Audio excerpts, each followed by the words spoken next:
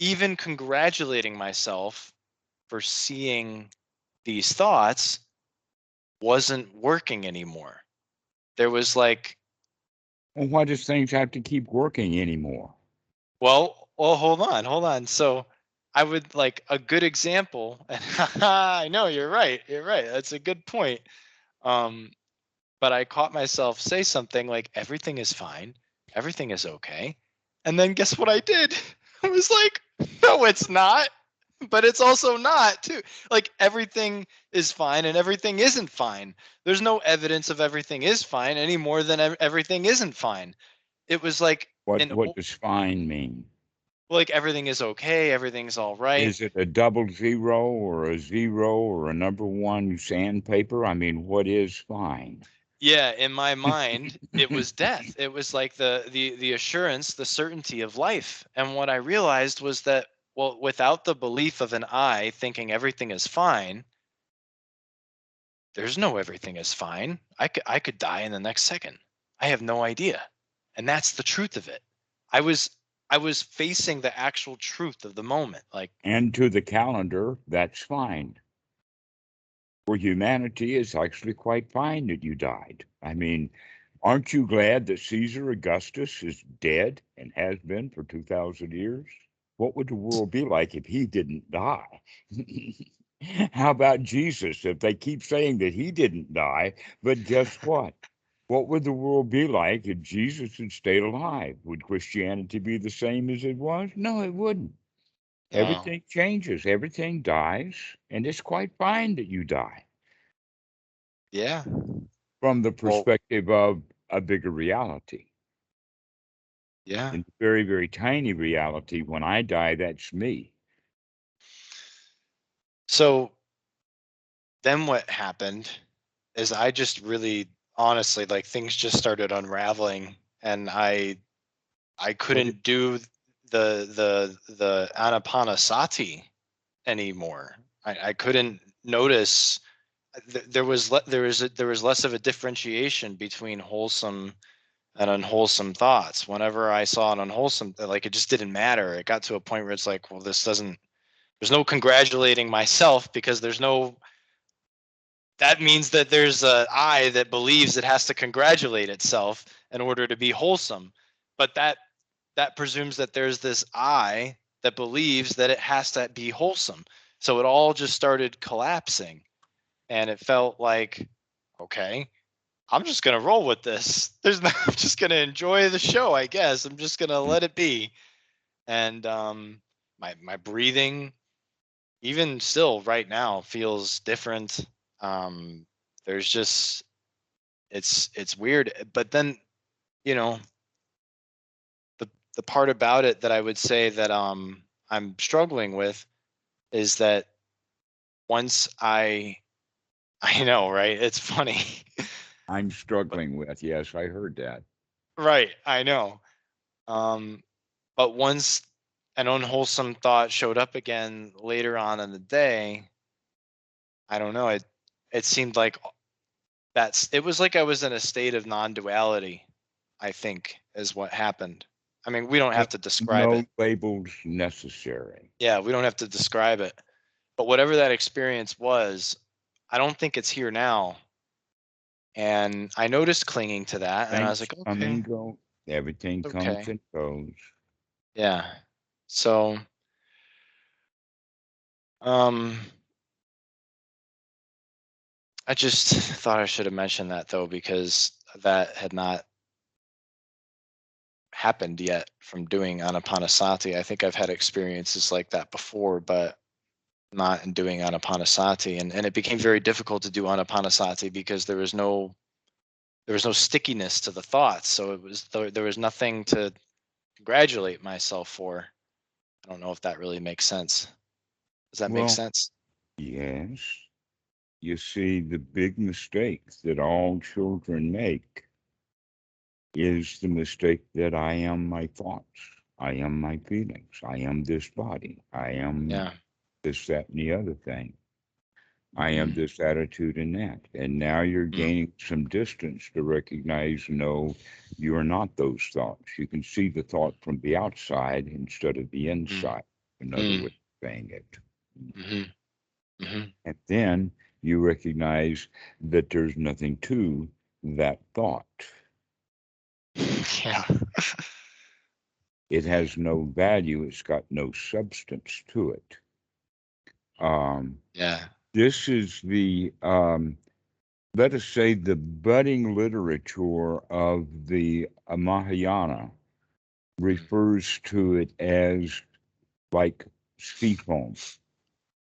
In other Seafoam. words, sea foam, bubbles. Okay, Mm-hmm. you know what sea foam is, and that is Mm-hmm. insubstantial. You pick it up, you blow it, and each one of those bubbles will burst. There's nothing to Mm-hmm. any one of them, except any place you go out on the beach, you're going to find some sea foam. It's everywhere. All right. So Mm-hmm. that's what thoughts are. Is they're ubiquitous. They're all over the place, but Mm-hmm. each individual is meaningless. Mm-hmm. Mm-hmm. Okay. So if the individual starts having one thought after another that's the same kind of thought, he begins to think with those thoughts that this is real. Mm-hmm. Okay, that we talk ourselves into believing things, and then we can't distinguish what's real and what we believe is real. Mm-hmm. So if we can't tell the difference between what's real and not real, then that's not being able to see what's the distinction between wholesome and unwholesome. Because when we think it's real and it's not real, that's unwholesome. But if we think it's real and it is real, then that's wholesome.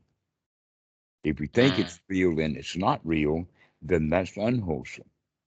If we see it's not real and we know that it's not real and it is truly in reality not real, then that's wholesome. Mm-hmm. Okay. So this fits in exactly with the teaching paticcasamuppāda in the sense that, as you know, we bring sensory input. The real comes in, the rupa. But by the time we name it, by the time we figure out what it is, by the time we get an internal representation of it, it's different than the reality. Mm-hmm. Mm-hmm. The, the example is that two guys are standing on this side of the street and they see someone coming down the street on the other side of the street and they're dressed in a certain way. Mm-hmm. One of them sees it one way and the other one sees it the other. One example that I could use is that one of the guys was raised in Catholic school and he was beaten by the nuns, all of them, with his hands, the rulers and all of that kind of stuff. And so when he sees someone in a nun's habit, he doesn't like it. He's reminded of his old memories and he knows what nuns are all about. The other guy is a seminary student. He's all into nuns and everything. So when he sees it, that nun's habit, walking down the street, he likes it. The reality is that this is a Halloween costume.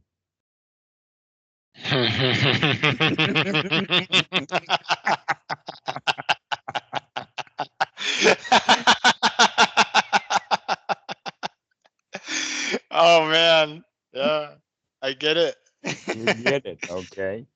Yeah. And so the reality is it's a Halloween costume, but people will see something and then decide that they know what it is. And Mm-hmm. that's where we have unwholesome thoughts, is because we're making mistakes. So the closer we live to reality, the less dukkha there's going to be. This is why it is so valuable to keep investigating, keep looking, keep examining, keep pulling apart these thoughts and figuring out what's going on with that. Now, in fact, if we were talking like that, that would be the correct way of doing the Mahasi noting, is to see the thought and examine it from various positions. And when we're examining it from various positions, we're actually now mixing in wholesome reality thoughts because we're investigating that unwholesome thought. But the way that Westerners practice Mahasi is they note the thought, but then they don't talk about it in a wholesome way. They talk about it in an unwholesome way, and they continue in the unwholesome because they don't have that understanding that they've got to change their mind into the wholesome, even when we're dealing with unwholesome thoughts. And so it's very wholesome to deal with the unwholesome thoughts by recognizing there's nothing to it. It's just a thought. Yeah.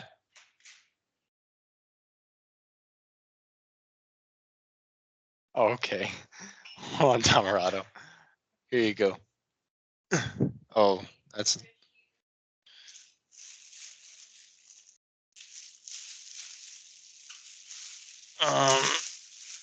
blanket.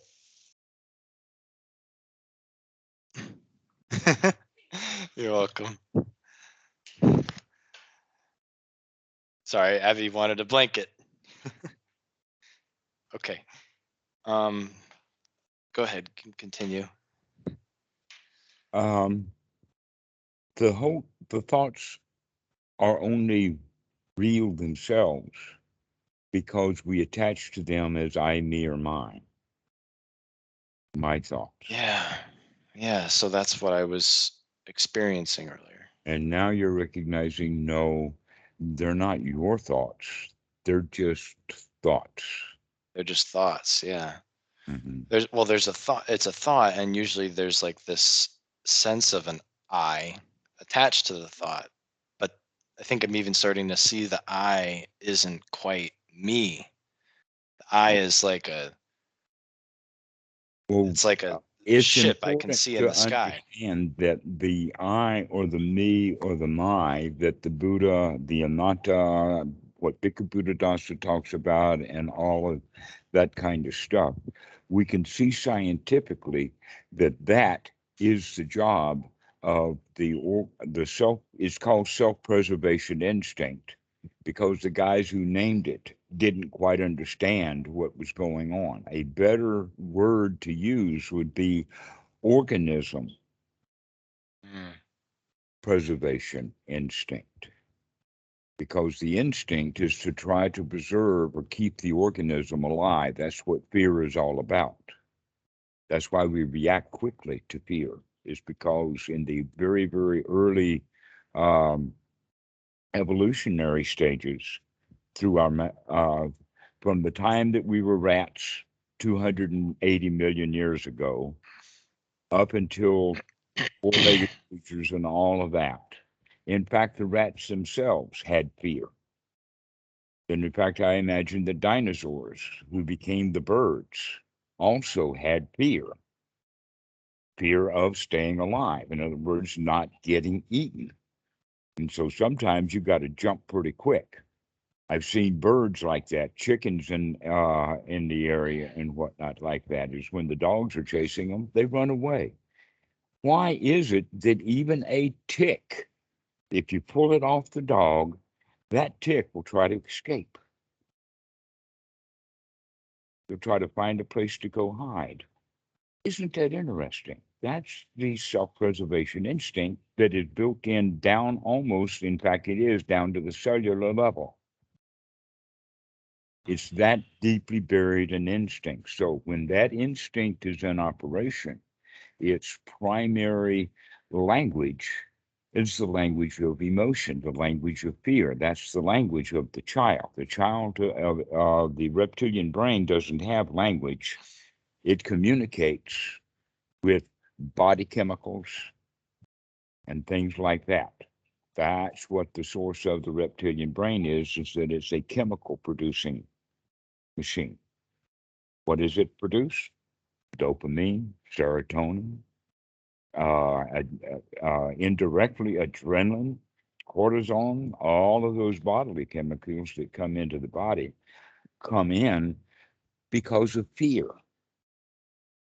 That's the job of the self-preservation instinct, is to keep us alive, and it keeps us alive by pointing out the danger, and the pointing out of the danger is the experience and the feeling of fear. Now, humans have taken that instinct and made it conceptualization. so that we feel fear when we hear a loud noise instead of investigating.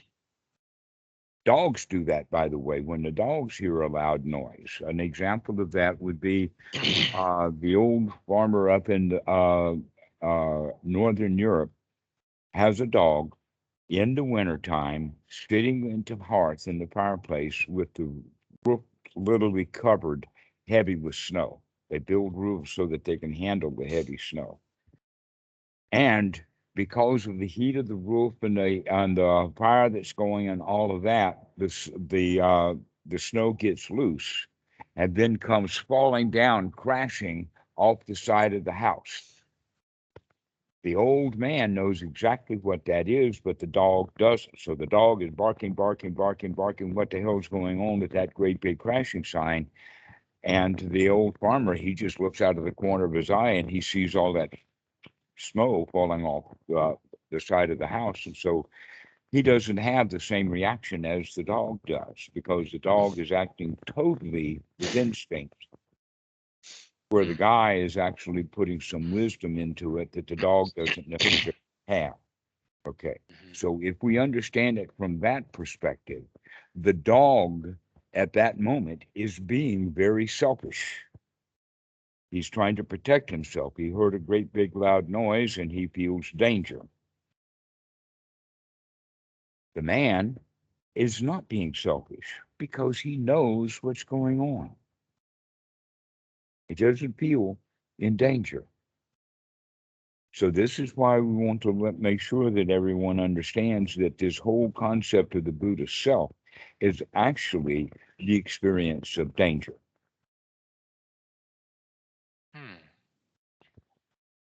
And what is the danger? I'm in danger. That's the thought.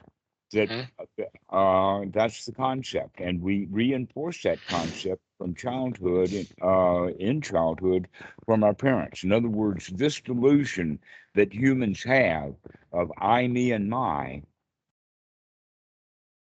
is passed down generation after generation after generation. Selfish parents teach their children to be selfish, which means that the dangers that the parent feels, he will teach the child to be afraid of those same things. But the ability to be afraid, that's instinctual. So this is where the self comes from. It comes from these feelings. Okay. And that's why we go around saying, I'm afraid or I feel sad. In fact, look at that word right there. I'm afraid or I'm sorry is probably the two most commonly used phrases in the English language. I'm afraid and I'm sorry. Very rarely do you hear people saying, I'm on top of the world or I feel great. No, we always go around saying, I'm afraid or I'm sorry. I'm afraid to tell you this, or I'm sorry that I got to tell you this. Or I hate to say this. I hate is another one. I hate. I'm sorry. Because the self is afraid that something is going to happen to it, Mm-hmm. Mm-hmm. that it'll be diminished in some way. Precisely. But that's just that's it. That's just a belief. That's what it is. Right. It's just a belief with nothing to it. Right. The reality is that there is the feeling of danger. The question is, what triggered that feeling of danger?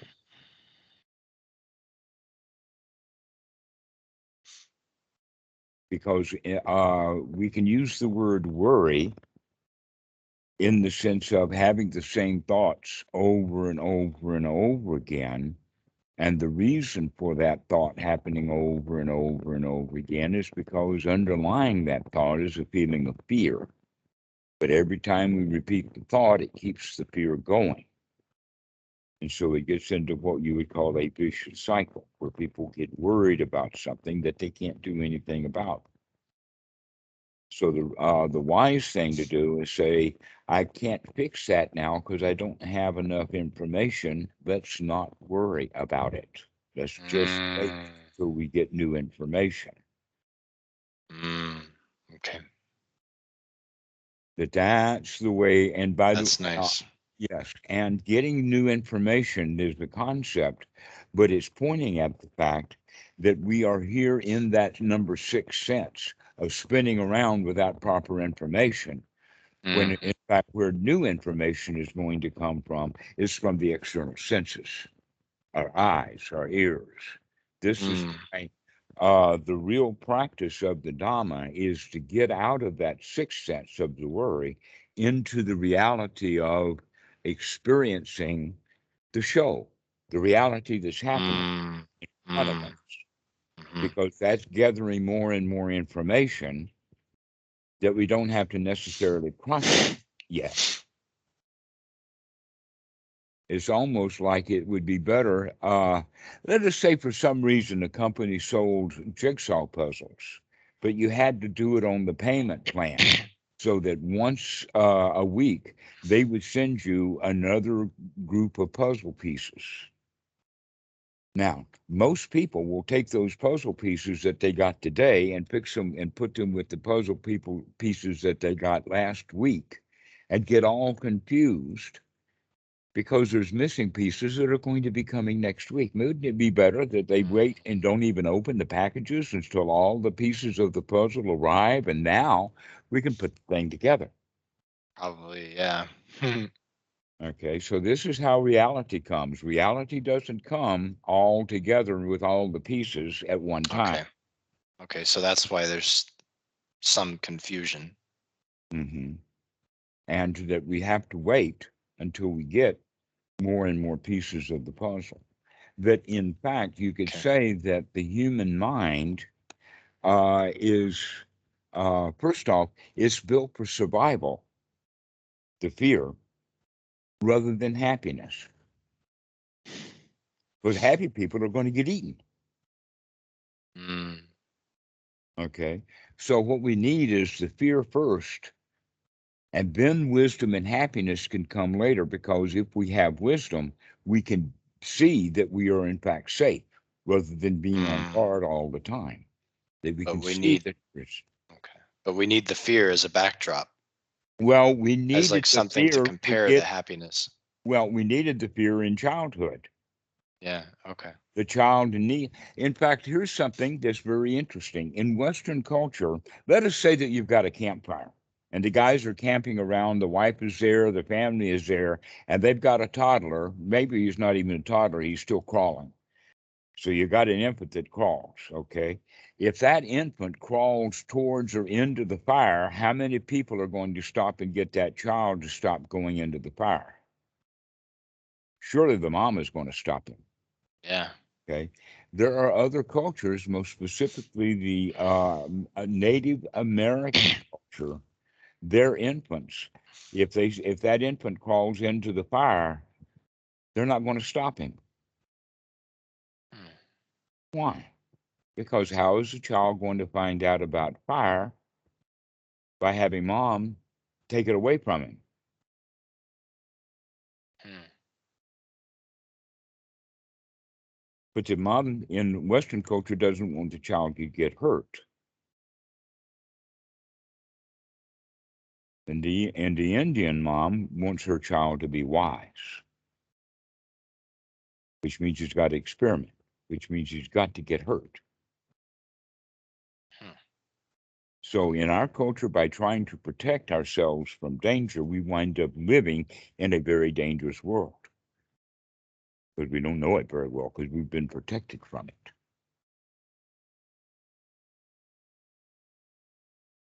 Hmm. And so, we're afraid of all kinds of things that are not being fearful. If we actually were raised in a way to find out what is actually fearful and what is not fearful, then we could go around wisely living our lives happily. Another example would be if you are wise to the fact that the streets of New York are dangerous after midnight, then you don't go onto the streets of New York after midnight. If you know that dark alleys are potentially dangerous, you don't walk down dark alleys. Okay, this is wisdom, is looking in advance and knowing that if that situation is potentially dangerous, then I'm going to avoid that situation. Then I'm not going to have any danger. And we can do that wisely rather than going into potentially dangerous situations and letting our fear be our guide in dangerous situations. We can use our wisdom to stay out of danger and stay away from dangerous situations. Mhm. So now our fear has become, let us say, an adult kind of fear rather than the childlike fear, which is based in emotions. Now it's based in wisdom. Mm. So going back to this quality of the fear, then the fear of the child is the fear of me, the child, to where the adult can see the danger is in the situation, not in the fear of the child. Sorry, can you say that again? Okay. The reality is that the situation is dangerous. That's what the adult can see. In other words, the adult has no self in it. He sees that it's the situation that's dangerous. But the ignorant child will walk into the dangerous situation, feel fear. That's where the selfishness comes from. The selfishness is the child feeling the fear that may, in fact, be not real. It may not, in fact, be a dangerous situation, but he just feels fear. He's got no wisdom to check it out to Mm. see there is no fear here. And so what we do is that we let this fear arise. And the fear is the fear of me being in danger rather than the Mm. situation or is dangerous. Mm. So once Mm. the reality is that the situation is dangerous, can be avoided. But Mm. the ignorant way of doing it is walking into the danger and then feeling the fear as an emotion. And that fear is the self preservation instinct. So, what is it trying to preserve? The me, the self. It Mm. doesn't really exist except in the delusion of the fear. Of the fear. Hmm. Yeah, so it's like what you're saying is in one side, like on one side, it's just a situation that's dangerous, but and that's fear and wisdom. But fear and ignorance is it's not. It doesn't have anything to do about the situation. It has to do with the fear of you dying, like Hmm. reflected back at you, regardless of the situation, because you're not even going to get close to the situation because there's a fear of death. So Hmm. like you don't your fear of it keeps you from ever facing it. That's actually correct. That's, in fact, the woeful state of the Ashura, which is that we do not face our fears. We're afraid. In a way, you can say the joke is that these guys are warrior. They're dressed up for battle, but they're afraid to go to battle. Just like the little kid I've told you about on stage. He's dressed as a tree. And he walks out on the stage, and all he has to say in his little part is, I am a tree. But when he walks out on the stage, he becomes terrified, got butterflies in his stomach, and he forgets his one line, I am a tree. And here he is dressed as a tree. Yeah. Okay. This is it, the fear. Fear has the quality of a combination of three things. The first thing is to freeze. This is when Hmm. we freeze, that is an instinctual reaction To be on because in guard. the very old days, eyesight, especially like a rhinoceros. Rhinoceros don't have good eyesight. Hmm. And so if you got two people out, let us say within 100 meters of that rhino, one of them is standing still and the other one is walking, the rhino is going to see the guy who's moving. He's not going to see the guy who's standing still, Mm. Hmm. right? That's why that freeze response is there. Now, here's how it was developed. If that happened to where some people were moving, let us say that we were all in pairs and one is moving and the other one is standing still, then the rhinos are going to eat all of the, or kill all of the moving guys, and those who are standing frozen are going to survive. Mhm. This is Darwinism again. The survival of the species, or the survival of the fittest, means the ones who would have the fear freeze response survived, and those who did not have the freeze response in fear got eaten. That's why all of us have this freeze response, is because it kept us alive. Hmm. Hmm. But it's not really good for, like I said, so the human brain is built for survival, not for happiness, because when we're frozen, we're not particularly happy. In fact, we're not breathing well, we're terrified, we're frozen in fear. Meanwhile, in that freeze time, all kinds of chemicals are being pumped into the body. That's what the fear is all about. And those chemicals are preparing us for flight or fright. So little Johnny is sitting in the classroom, kind of not paying much attention, minding his own business, so to speak. And the teacher calls on him. Johnny, what is the answer to the question, or something like that? First thing that happens is Johnny freezes.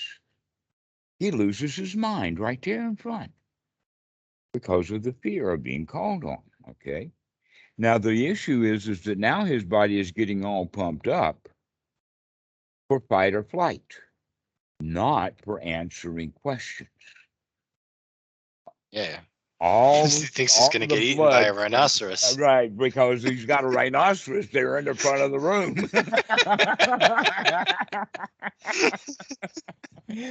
Exactly. And so here little Johnny is all pumped up, ready to have battle, all pumped up to run away. And he can't. He's sitting in the classroom and there's nothing to fight with and there's nothing to run away from. And so he's got all these chemicals in his system, and he is what you would call afraid, terrified, freaked out, frozen solid. All right. So that means that classrooms are not conducive to the habitat that humans were evolved in. If we had been evolved in classrooms, then, and some kids don't have that reaction. When they're in class, they're paying attention, they've got their wisdom hat on. The teacher calls them on the question. He doesn't know, and he can say, I don't know. Or he can ask another question back to the teacher, rather than going to this very primitive behavior of freezing because we can't see the difference between the teacher and a rhinoceros. And believe me, I've had teachers that were really hard to tell with. Me too. Yeah. In fact, I think Hmm. that one of the classes that they have to take in education school is Rhinoceros 101. So let's bring it back to the example of before we were in classrooms and there was a rhinoceros in front of us and we would Okay. freeze still.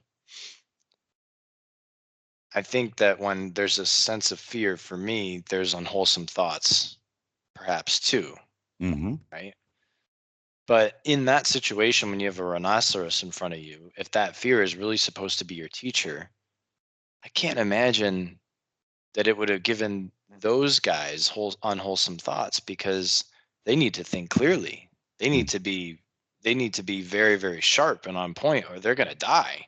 Right. So I would imagine they probably came to the conclusion that I mean this is all speculation, but imagine they came to the conclusion that all unwholesome thoughts were unproductive for them, especially in those moments. They don't have time to think delusionally. They need to see clearly. They need to be ready. Sure. Right. So what So we can say then is that humanity is not actually suitable for the complex society that humans have created. The humans are still evolving, but we're evolving slower than our environment is evolving.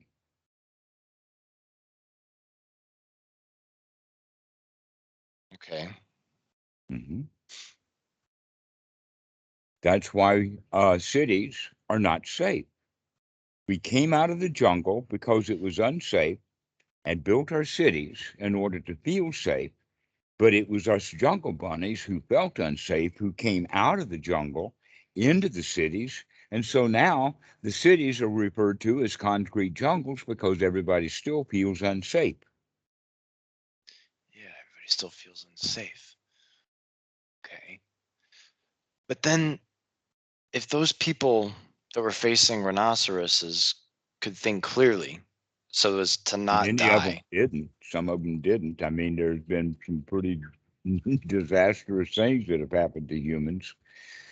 Mm,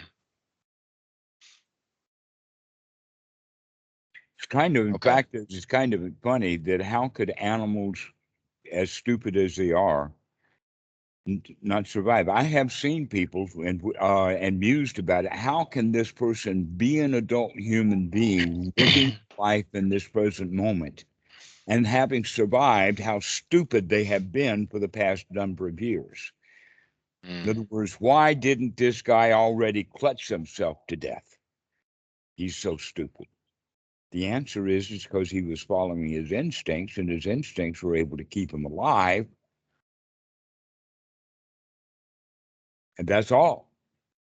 He didn't do anything wisely, but at least to survive because the instincts are there to keep us alive. But that's all they do is just keep us alive.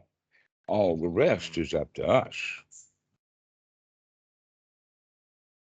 So people can be really, really, really stupid and still survive. But a lot of them don't. Mm. It depends upon, in fact, if you think about it this way, then it depends upon the environment that they're in. In other words, the person who is operating instinctually and survived, that's because it really wasn't all of that dangerous for him, even though he felt like there was great danger. At least he survived. But the dangers weren't real. In other cases, the dangers are so real that it doesn't matter what instincts he has, he's not going to survive. Mhm. He's just not going to survive. So this is one of the reasons why humans have basically taken over the planet, is because we have found ways to survive. We built cities, and the cities are fairly safe. Let us say it this way, that Miami is a whole lot safer from pythons than the Everglades, right? Well, we built our cities to be safe from the pythons.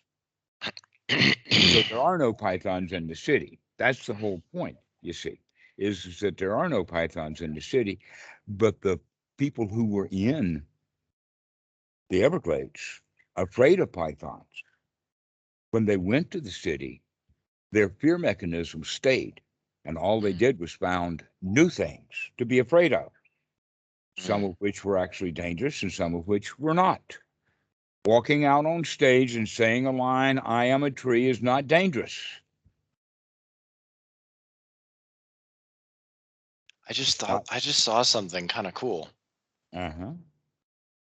Um, that this fear of pythons that people had in the Everglades or rhinoceroses or insert Mhm. whatever evil animal. um, Dangerous animal, not evil.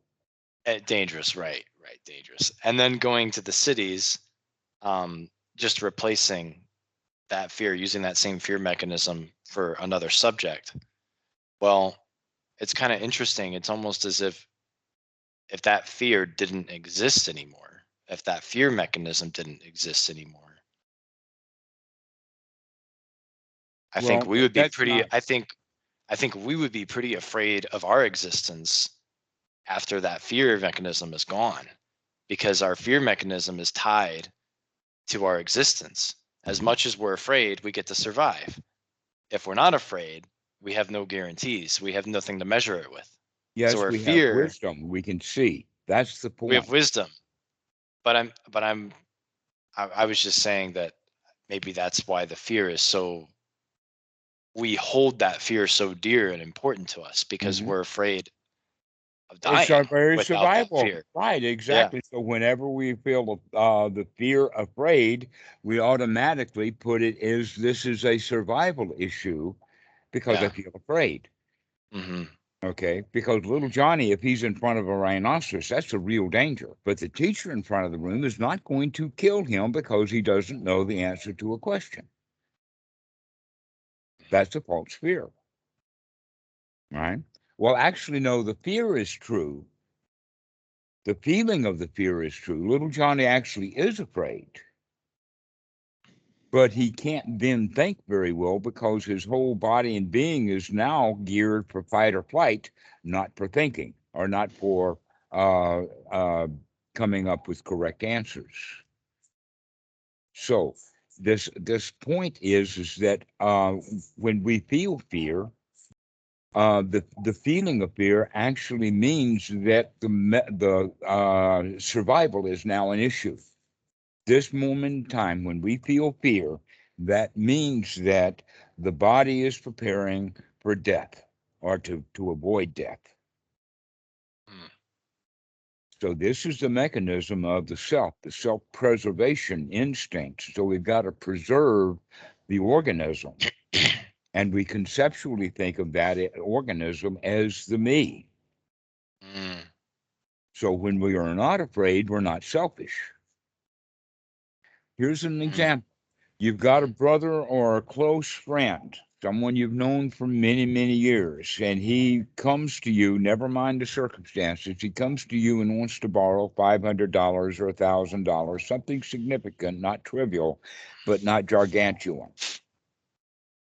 And if we give him that money,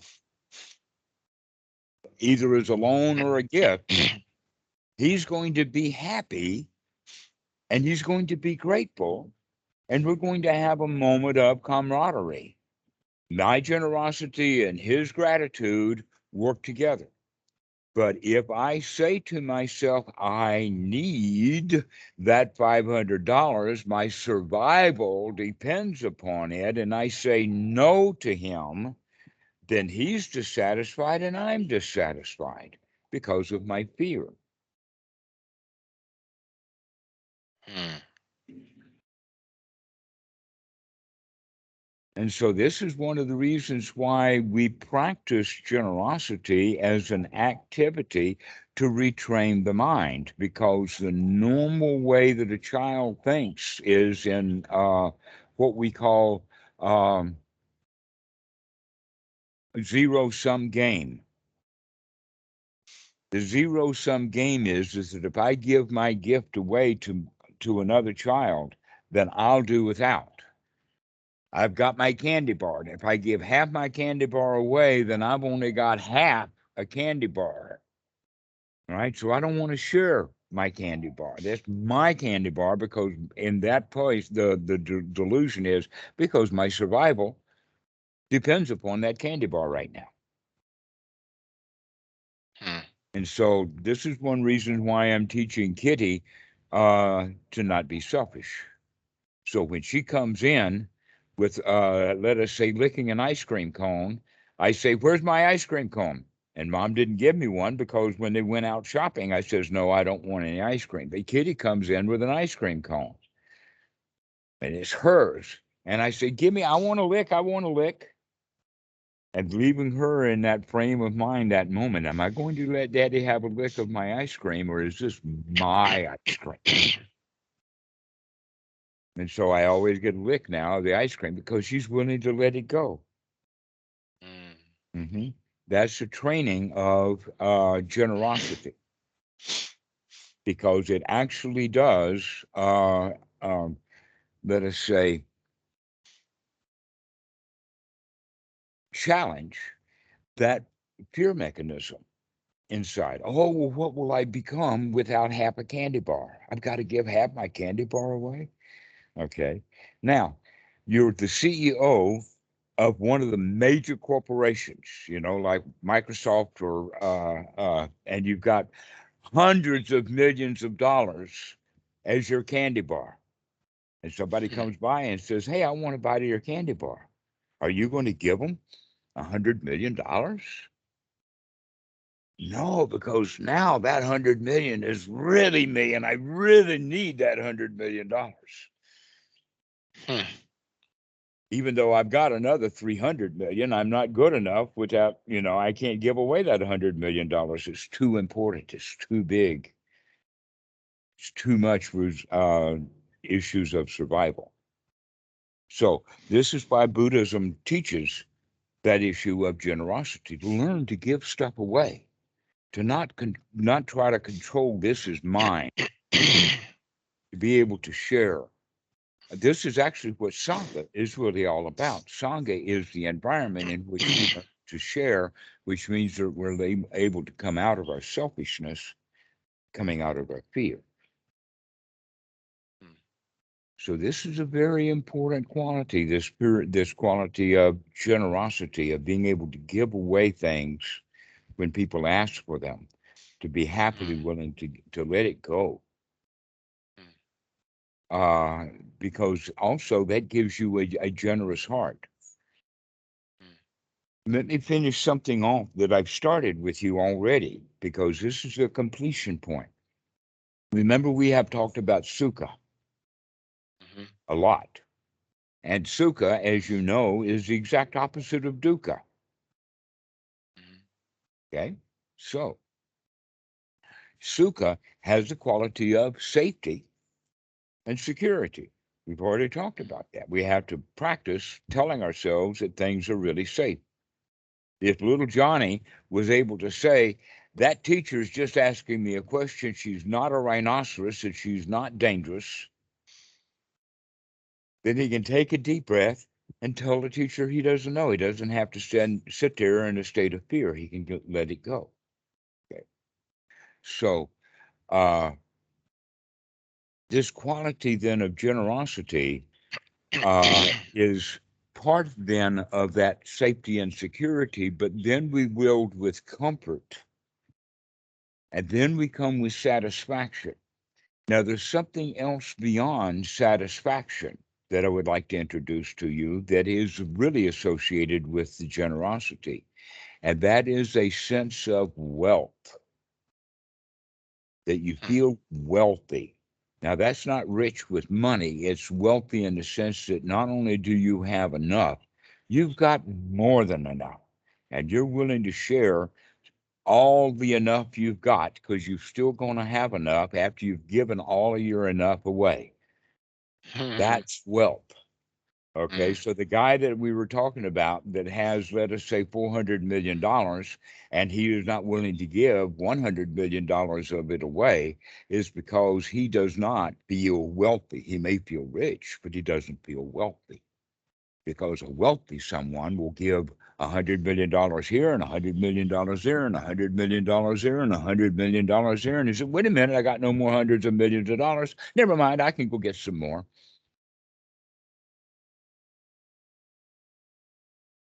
Never mind.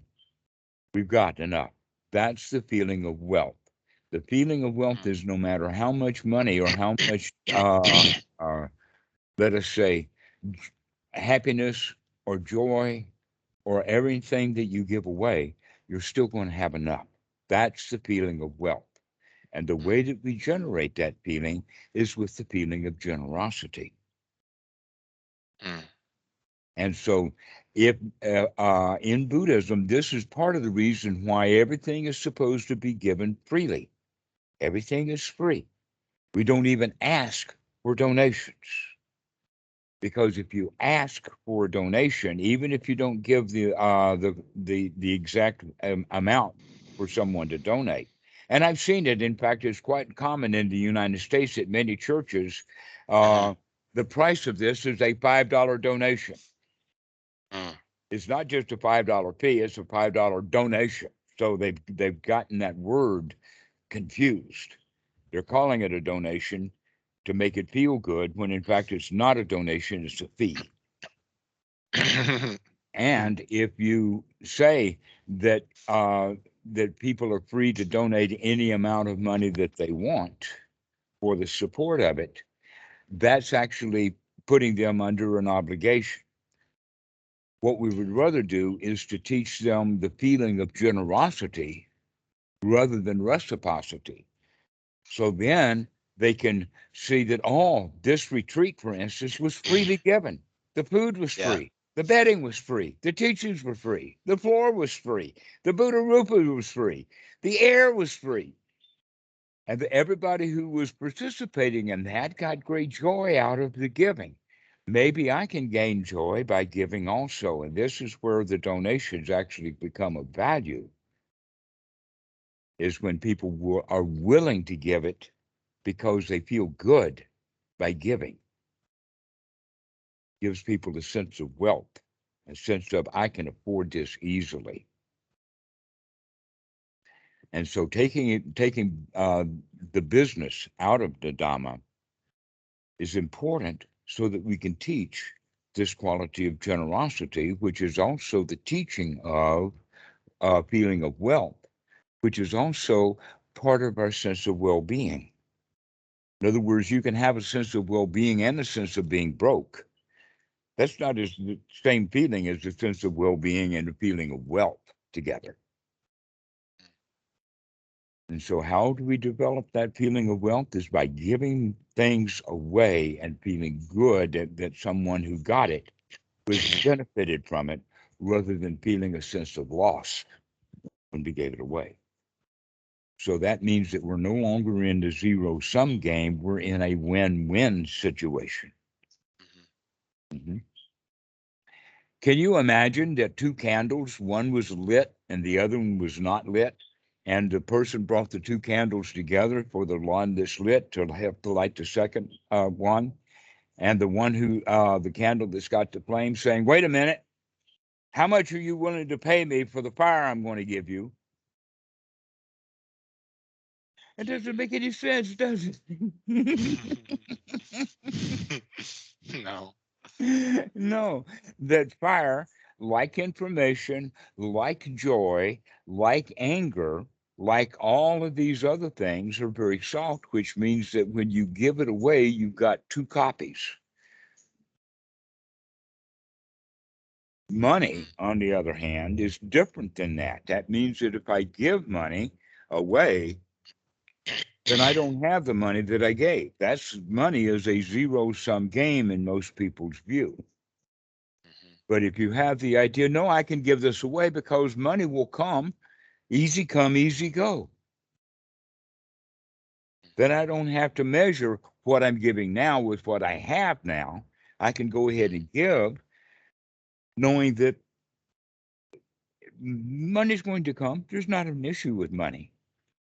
But we are taught in our culture that money doesn't come easy. Mm-hmm. But when you have a So feeling it's not of wealth, easy. and so it's not easy. But when you have a feeling of wealth, when you have the attitude of wealth, then money comes easy.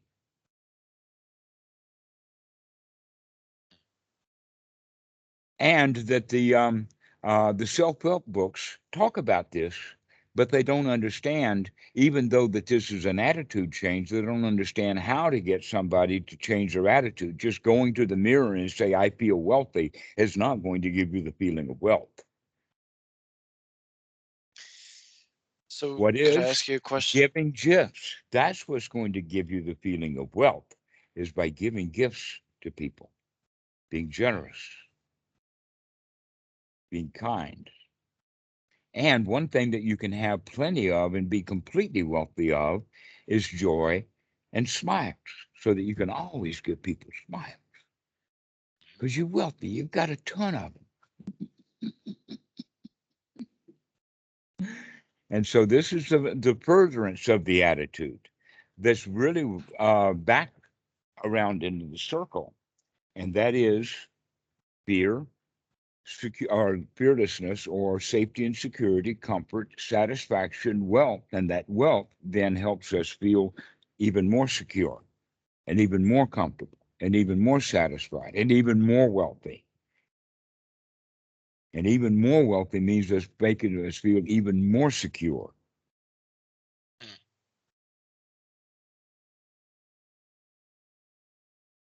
This is Sukha, and it ends with the feeling of wealth.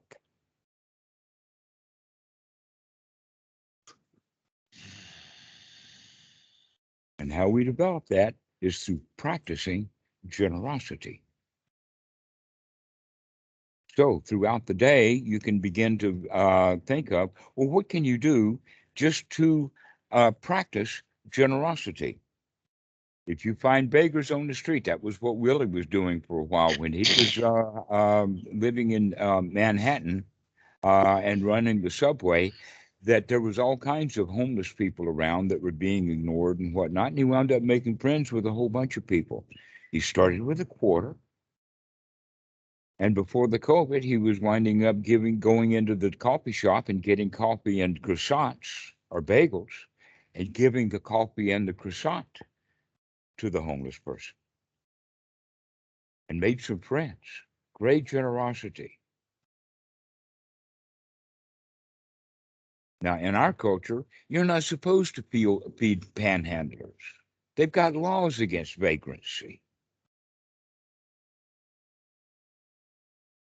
Why is that? Because they want people to work. But if the people who wanted you to work had the feeling of wealth and generosity on their own, then they wouldn't want you to work. They would just give you the salary without you having to work for it.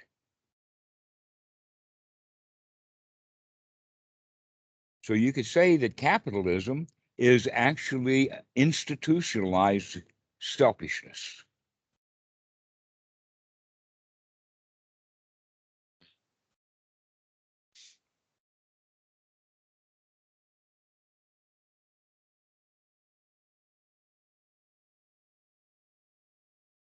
Capitalism is institutionalized or systematic or systemic selfishness.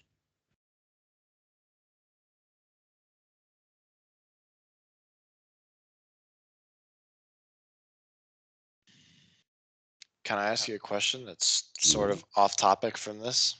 Oh, off topic. Okay. So your mind goes, hey, off topic. It's just well, you remember I was talking to you about how I was seeing through these I thoughts and that there is really nothing to them and all Hmm. this. And so even when I did the anapanasati, that felt different. In fact, it felt as though it wasn't working or wasn't, you know, um, cultivating or developing that wholesomeness that it was before. So I was curious if that's something that is okay, or what could I do about that? Do about exactly what? So ever since I seem to see through those thoughts, and see them as just thoughts and not like they're me, the unwholesome ones too. It seems that when I go back with the anapanasati practice toward those unwholesome thoughts, it doesn't work the way it did before.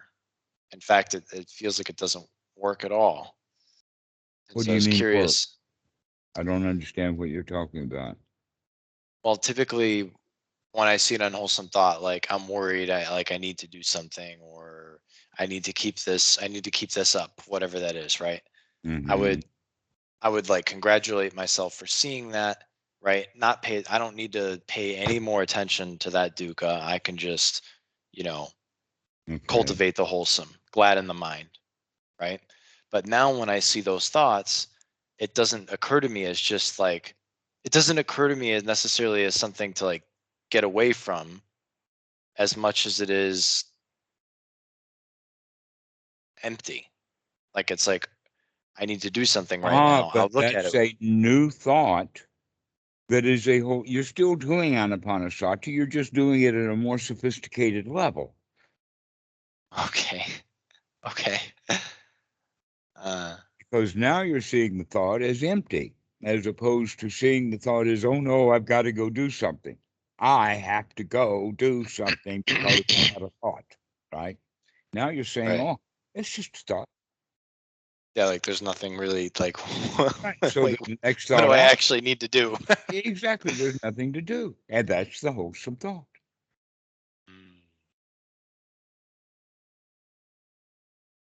This really is that easy. Mhm. It's an easy practice, easy peasy. In fact, that's what the whole practice is learning how to take it easy. And then what about this? I mean, when I say congratulations or success, even that seems like empty sometimes. Yeah, but then you can just take a deep breath and relax. Okay. But there's So nothing to it. I can drop the congratulations, or Why is should it a you bother to do that? What are you going to substitute the congratulations with? You screwed up. right? Yeah, I don't know. Um, You could say that the congratulations is actually the taking of the prize. Can you imagine someone in the Olympics, they running the 100-yard dash and he wins it handsomely? And after he wins the race, he wipes off his face with his towel and leaves the stadium while they're playing the music, and he doesn't bother to go stand on the podium and get his gold medal? hmm, No. Sometimes it's good to go stand and get that congratulation, to get that recognition that you just did a good job. mm, okay. But it could be a soft congratulations. You don't have to have it jumping all over the place, especially after you've done that same congratulations for the same thing now 30 times. Just Yeah. congratulations get soft, but there's still a congratulations in there. Recognition of success. Um, and then is it Otherwise, it's going to be a recognition of failure, or there's going to be just more questions and more questions and more questions and more questions. The real issue is that do you have enough just to relax? And you do. You already have all the information you need, especially the one that you got the last time that you called, and that was the one of, can you be satisfied and still not get what you want? Because there's one more step to that. And that is that can you like something without wanting it? I've been thinking about that. Yeah, that you'd like to tell Dhammarato that story, but you don't want to tell him because you're satisfied whether he listens to your story or not. And it's kind of like in the reminder and the reminding of myself, in the reminding in reminding myself that I'm satisfied even though I didn't get what I want, that I do recognize satisfaction. In the reminding Hmm. of it, I Well, that recognize reminding of the satisfaction is a congratulations. it. Which is satisfaction. Yeah. Hmm. Right. Congratulations is a recognition of satisfaction. Yeah. So, congratulations, being satisfied finally. And so, whenever doubts or confusion or it's not working like it did and all of that kind of stuff, you can say, oh, that's just another unwholesome thought. Never mind. I can relax. Yeah. Yeah. And is it okay now to use that as to use a new toy where the toy is, well, is it really not working? What's not working? Like to like investigate it, to ask questions about it until I see through it. Like, oh, Yeah. there it is Well, again. There it and you is, a can just, belief in an I that thinks that this is what's happening. right. Well, the first time it may take a little while to see through it, but after you've seen through it once, you've seen through it every time it comes up. Ah, I see you. I Mhm. recognize what you are. I've seen you before. Okay, so that's Mhm. the thing. is so when those doubts come, the doubts of, or the thrill is gone, or the doubts of it's not working anymore, or the doubts of congratulations is not useful anymore, those are just more doubts. And you're in the habit of having a lot of doubts. And the reason for it is because you've got the idea that you want to cover all the bases. Mm. That's that be perfect. And so be perfect keeps building doubts. But that's another one. Like I want to cover all the bases. I want to get it right. There's nothing. There's There. nothing to that. There's nothing there. Exactly. It's just a. There's nothing to it. There's just a. It's just a. There's just words. That's all it is. There's Mhm. nothing there. And yet you have been driven your whole life in trying to get it right, trying to get all the ducks in a row, trying to be perfect, trying to do it right. And there's really nothing to any of that. And doing it right is just an imaginary Hmm. perceived thing that I don't even know what is. Like I don't even know what that is. Well, That in that imaginary regard, perceived. now we can see then that what is doubt is just imagining more what ifs and say, well, maybe this what if belongs in there. Maybe this what if belongs in there. Hmm. Okay. Now, uh, I think we've mentioned Imagining more what ifs. OCD. Have you ever heard of OCD? Yeah. Okay. I was diagnosed as that when I was a kid. Oh, what a surprise. Okay. The point about obsessive compulsive disorder is the hallmark of whataboutism. In other words, what could possibly go wrong? That is so funny. That is crazy. When I just think you'd find this kind of entertaining because this is exactly how my mind is today. When I was a kid, when I was younger, I thought that I was haunted and that there were ghosts all around me. So every night before I went to bed, an hour before I went to bed, I made sure my sheets were crisply folded underneath the mattress, that my door was tucked in just right up to the door stopper, that my closet doors, there were no cracks, and that I said to both sides of my bed, probably about 3 or 4 times, I pray you don't do anything to me. Please don't give me a bad dream. It's okay, spirits. It's okay, spirits. I'd rub the Buddha's belly for good luck. I did all of these things. And I literally believed that if I didn't do them, I would have nightmares. Mhm. I would get messed with in some way by a ghost. So you were obsessing with the layout of the bedroom. Now, Mhm. here's something.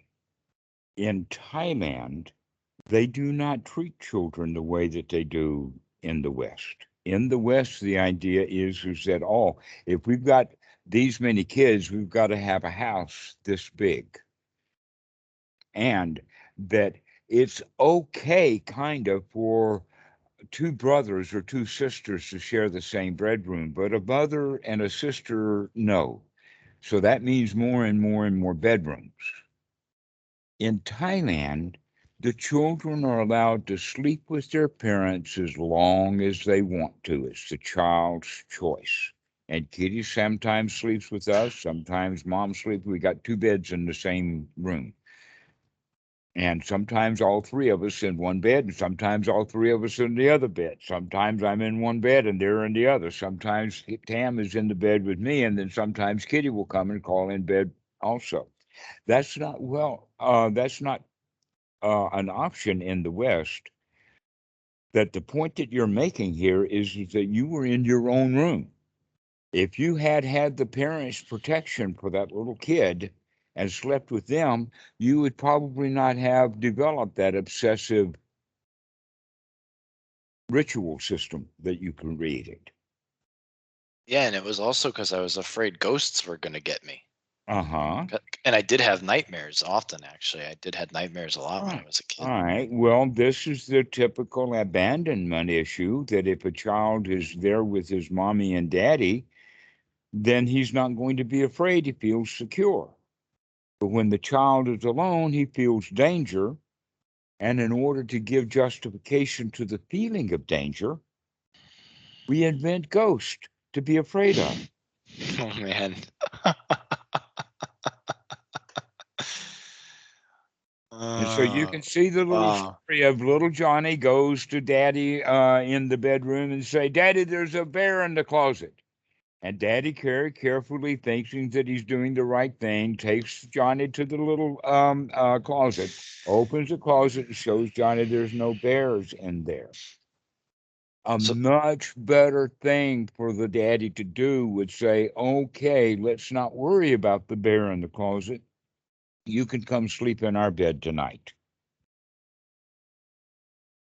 Because that's what the little kid's really got. He wants to feel secure. He wants to feel safe. so are doubts just the justification of fear, It's just more justification ghost. of danger, The doubt is just ghosts more ghost to justify that you feel fear. whatever. Yeah, that there's something to be afraid of. Right. That there is, because I have fear, there's something to be afraid of, something outside to be afraid of. And so you fold the sheets, you close the door, and all of that kind of obsessive compulsive behavior that the little child will do. And if that's not interrupted, they can go through their into their adulthood doing exactly the same things, maybe expanding it. So now instead of doing the sheets just right in the bedroom, now you've got to have every door and every window of the whole house exactly correct. And the story is That's about what it the is. hands being dirty. And so we wash the hands. And then a minute later, well, maybe they're dirty again. And so we wash them again. And after washing the hands 15 or 20 times a day, somebody needs to take the soap away from that obsessive compulsion. Otherwise, he's going to raw hands because he keeps washing his hands because he still feels fear and thinks that the ghost is, it may be because there's dirt. So that kind of compulsive disorder, his what ifism is there may be some dirt. Yours was there may be ghost. Now that you're an adult, you can find all kinds of things. And in fact, your ghosts are now ghosts about how to practice anapanasati. Because you got to get Yeah. it right. You got to get Yeah. it right. Yeah, you're right. It's the same thing. It's the same. Holy shit. And so you can't get this kind of stuff out of a book. This has got to be somebody who can see that stuff because they've seen it before and seen it in themselves to explain it to you in a way so that you can say, you're right, darn it. I'm doing with Anapanasati the same thing I did with my bed at night.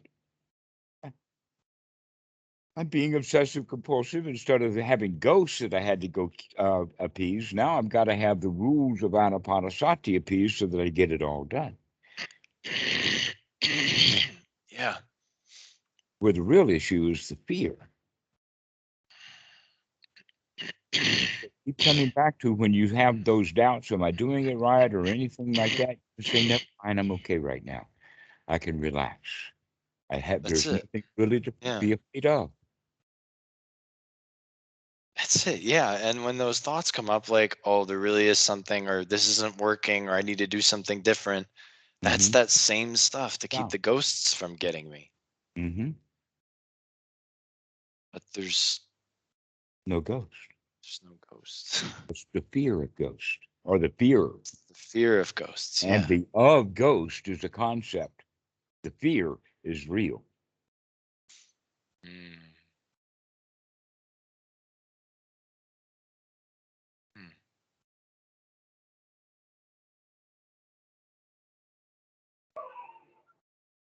And as you heard before, fear and doubt are intertwined, interrelated, the same thing.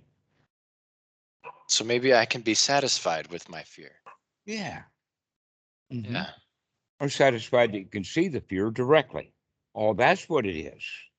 Aha, Yeah. I see you, Mara. And be satisfied with, I see you.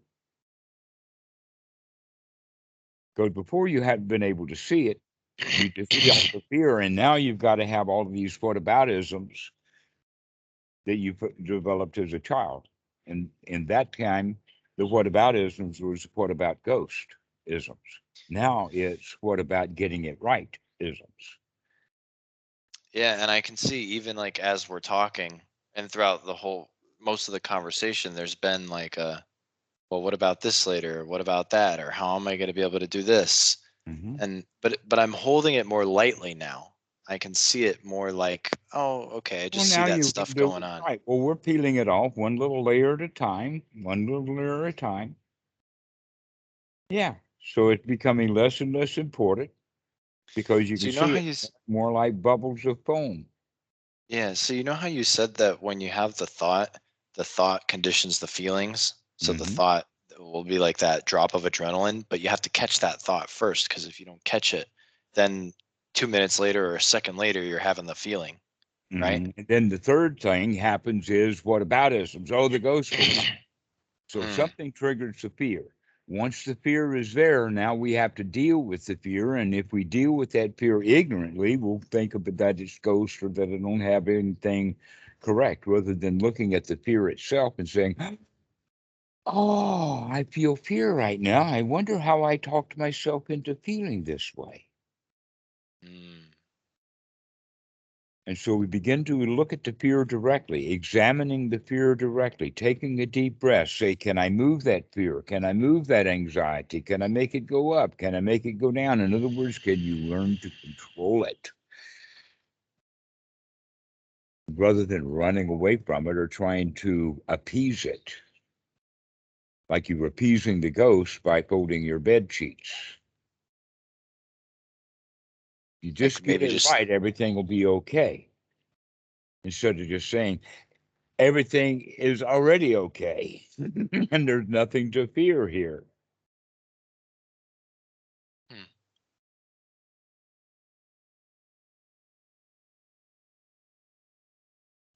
So if I'm noticing the thoughts of like, what about this? How is this going to happen later? But like I'm kind of seeing them, like flashes of them.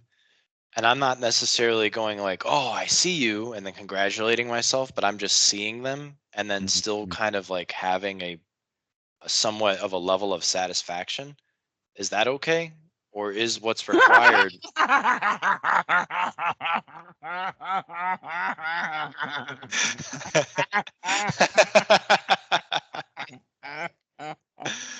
Oh, that's it again, isn't it? Yeah, there it is again, isn't it?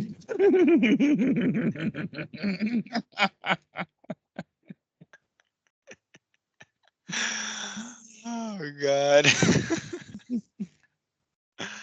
Congratulations for waking up. You Good got God, me. it got you.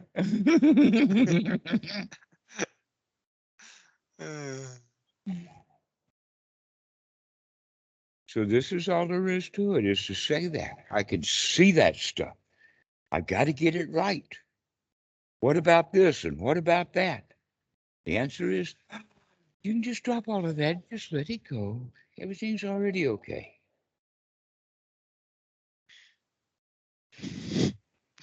So just to clarify, I don't I don't have to uh, it's not I don't have to always consistently be like, "Oh, I see you," and then say congratulations and then be satisfied. It doesn't have to be all those steps. I can just see Uh, it going on. can Be you like, "Oh, imagine a okay." student? Can you imagine a student learning to play the piano, and he has chopsticks down so that he can play that in public?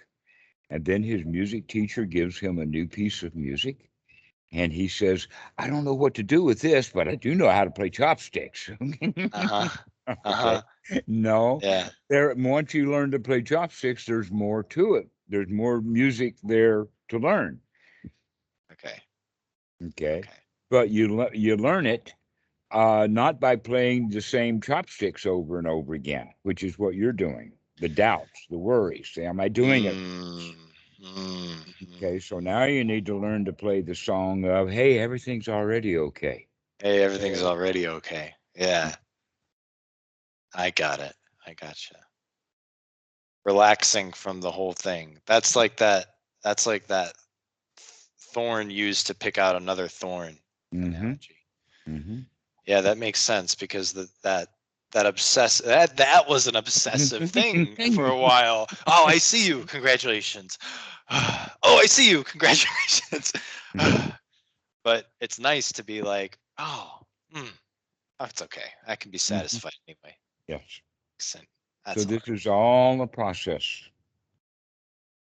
And I congratulate you for going through the process. I saw some videos of you and Dan after we got off the phone last time. Okay. It was very, very, very encouraging to see. Very encouraging to see that Dan, who seems to have no issues, no problems whatsoever, actually what came out of his mouth in that call was, I'm struggling with, or I thought yesterday was a bad day. It was crazy to hear him talking like that. It was like, wow, if he can do it, I can do it. Certainly. So, that's what Sangha is all about. Yeah. You read Dhamma out of a book, and you're not going to get anywhere. No, it gave me great inspiration. Good. Gave me great inspiration. Excellent. And you know what else I learned from watching him? I learned that I could afford to listen more to you specifically, in particular, but really anybody. And not like, I noticed how much he didn't talk, just listened to you. Yeah, and it was nice. Good. So I'm going to become your friend now. Good. That's what this is all about. I don't need students. I need friends. Yeah.